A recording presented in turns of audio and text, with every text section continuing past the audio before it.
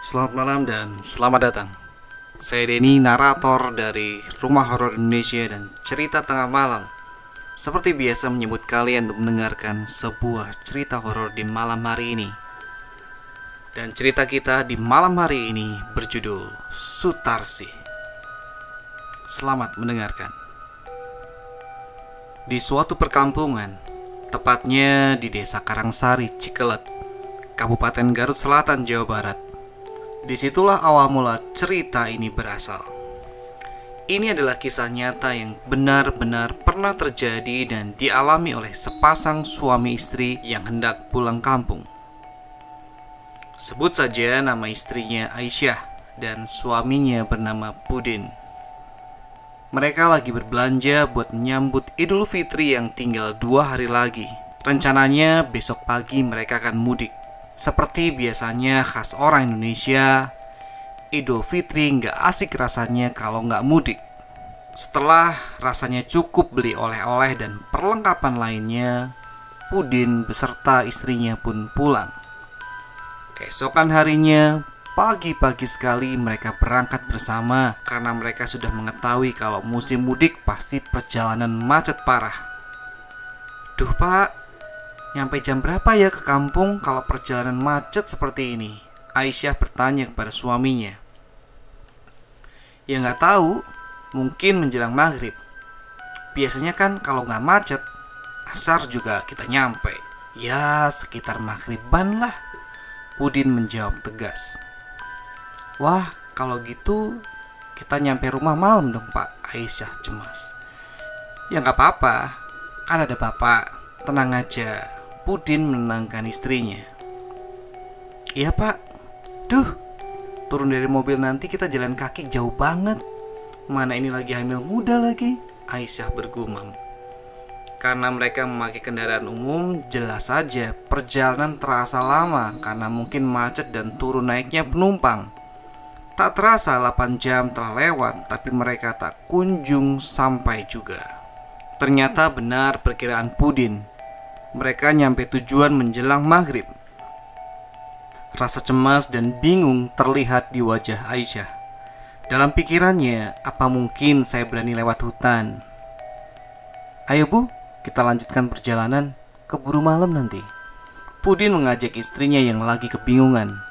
Udah bu, gak usah mikir yang aneh-aneh. Yuk kita pergi. Tangan istrinya pun dipegang dan mereka pun beranjak pergi. Lantunan azan maghrib terdengar ketika mereka baru memasuki hutan. Di tengah perjalanan, tiba-tiba Aisyah dan Pudin dikejutkan dengan suara tangisan merintih. Seperti tangisan yang benar-benar merasakan sakit yang begitu dalam. Serentak Pudin dan istrinya berhenti sejenak, mendengarkan lebih jelas apa yang barusan mereka dengar. Telinganya pun dipasang sejeli mungkin.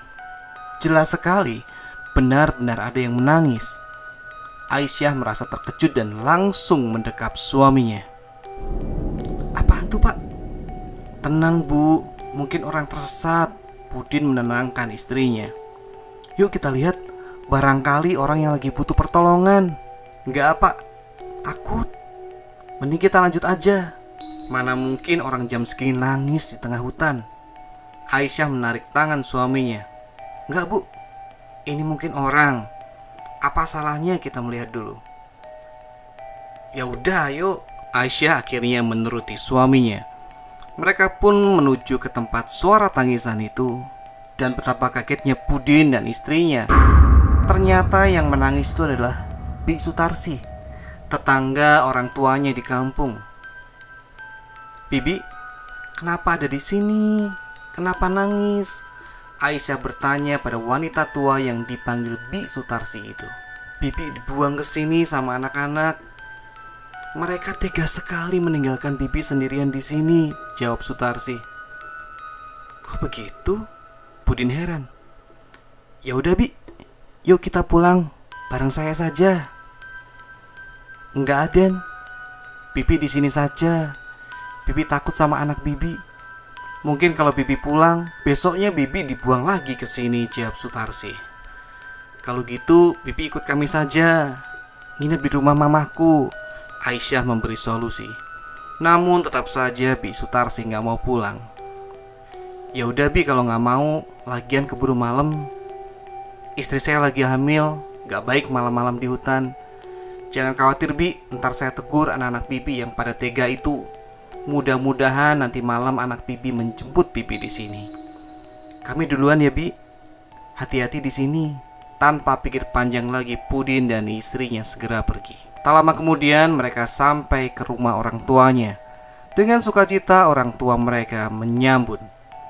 Jam berapa dari Bandung? Jam segini baru nyampe. Tadi pagi Bu, jalanan macet jadi agak telat. Pudin menjawab pertanyaan ibu mertuanya. Oh ya Aisyah, kamu tahu nggak Bisu Tarsi tetangga mama itu? Iya Bu, tahu. Oh iya, tadi aku juga ketemu dia di hutan. Dia lagi nangis, kayaknya sedih banget. Emang ada masalah apa ya Bu sama keluarganya? Tanya Aisyah. Apa? Aisyah? Kamu ketemu Bitarsi? Iya Bu, Aisyah menjawab. Emang kenapa Bu? Bisu Tarsi sudah meninggal Aisyah, tadi sore. Apa Bu? Aisyah dan suaminya kaget banget. Yang benar Bu? Iya, sekarang juga bapakmu lagi tahlilan di rumahnya. Ibunya menjelaskan. Kok bisa ya Bu, aku ketemu sama dia tadi di jalan. Kan dikuburnya memang daerah situ. Kalau nggak salah di ujung jalan sebelah kiri dekat dengan kebun anaknya yang ada pohon pinus besar, ibunya menjelaskan. Iya Bu, aku ketemunya memang di sekitar situ. Dia lagi nangis, duduk di bawah pohon pinus itu Bu. Aisyah meringis takut seraya tangannya mengusap perutnya yang buncit. Aduh, semoga saja anakku baik-baik saja ya Bu. Ya berdoa saja Aisyah, Tuhan akan selalu melindungi kita. Mungkin itu bukan Bisu Tarsi, melainkan setan yang menyerupainya, jawab sang ibu. Oke teman-teman, itu cerita kita untuk malam hari ini. Terima kasih sudah mendengarkan sampai akhir. Sampai ketemu di cerita horor berikutnya. Selamat malam dan selamat beristirahat.